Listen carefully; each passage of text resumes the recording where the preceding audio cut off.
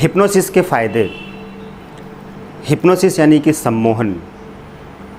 Hypnosis method यानी hypnosis सम्मोहन विद्या एक ऐसी विद्या है जिस विद्या को जानने के बाद आप अपनी और दूसरों की हीलिंग करके उसकी प्रॉब्लम को सॉल्व कर सकते हैं। प्रॉब्लम किसी भी तरह की हो सकती है। शारीरिक बीमारियाँ, शारीरिक बीमारियों को ठीक करने के लिए आप स्पेशलिस्ट के रूप में अपने क्लाइंट को सामने बैठा दें और उसको रिलैक्स करा दें। रिलैक्स करा के उसको अफर्मेशन दें कि आपका शरीर पूरी तरह से रिलैक्स है, शांत है और अब आप मेरी हर बात को रिसीव कर रहे हैं। काफ़ी देर तक सामने वाले को सुझाव देना है जिससे कि उसके सबकॉन्शियस में सारी चीज़ें उतर जाएं। उसके बाद आप उसे वो सुझाव दें, अफर्मेशन दें जिस अफर्मेशन से उसकी बीमारियां ठीक हो जाएं। एक तो ये फ़ायदा है, बहुत बड़ा फ़ायदा। दूसरा फ़ायदा कि आप सेल्फ को भी हिप्नोटाइज कर सकते हैं। स्वसम्मोहन, स्वयं को सम्मोहित करके अपनी बीमारियों को ठीक कर सकते हैं। अपने कर्ज को समाप्त कर सकते हैं सम्मोहन विद्या से और रिश्तों को भी ठीक कर सकते हैं सम्मोहन विद्या से। सम्मोहन विद्या का इस्तेमाल उन्हीं लोगों पर करें जो लोग स्वयं को सम्मोहित करा के अपना ट्रीटमेंट कराना चाहते हैं। नेक्स्ट जो बेनिफिट है वो ये है कि सम्मोहन से आप अपने किसी भी लक्ष्य को प्राप्त कर सकते हैं, शिक्षा के स्तर को विकसित कर सकते हैं और समाज को एक नई दिशा दे सकते हैं। सम्मोहन के ये सारे फ़ायदे होते हैं।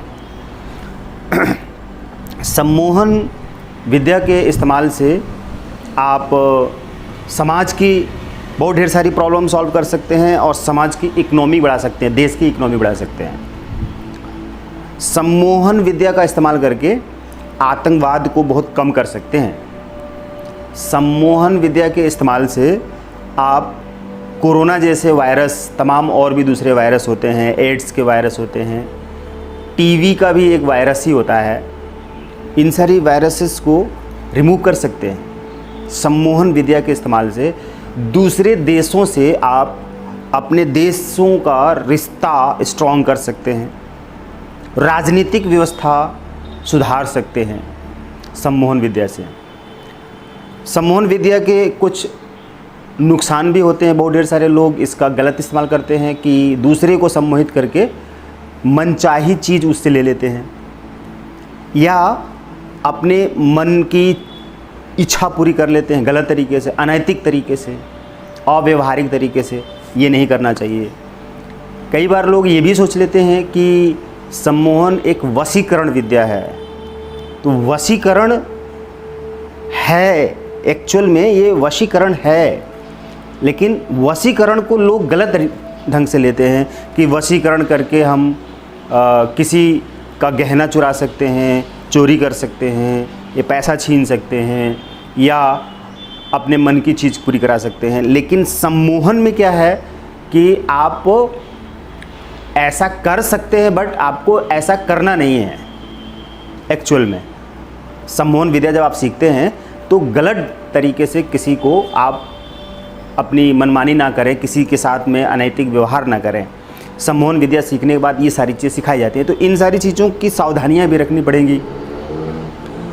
सम्मोहन विद्या के नुकसान और फ़ायदे दोनों हैं। आगे की सारी वीडियोज़ में हम आपको हिप्नोसिस के बारे में डीप जानकारी भी देंगे और हम ये भी बताएंगे कि सम्मोहन विद्या का कोर्स घर बैठे कैसे सीखें ऑनलाइन। दूसरी वीडियो में है जो लिंक में आपको मिल जाएगा, डिस्क्रिप्शन के लिंक में जाइए और उसके ऊपर जो वीडियो बनी है कि सम्मोहन विद्या घर बैठे ऑनलाइन कैसे सीख पाए आसानी से, उसके बारे में काफ़ी सारी डिटेल दी गई है। उस वीडियो को क्लिक करके डाउनलोड करिए या ओपन करिए, उसको देखिए, समझ में आ जाएगा। धन्यवाद।